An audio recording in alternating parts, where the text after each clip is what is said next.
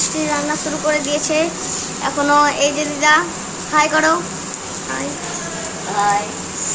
এই যে আমাদের কোনো ষষ্ঠীতলা আমাদের যাওয়া হয়নি, এখন সবাই আমরা রেডি হয়ে আছি। হ্যালো বন্ধুরা, তোমরা সবাই কেমন আছো? আশা করি খুব ভালো আছো, আমরা খুব ভালো আছি। তো তোমরা তো দেখতেই পেলে মা রান্না করছিল আর আমি সব পুজোর জন্য ঠিক করছিলাম।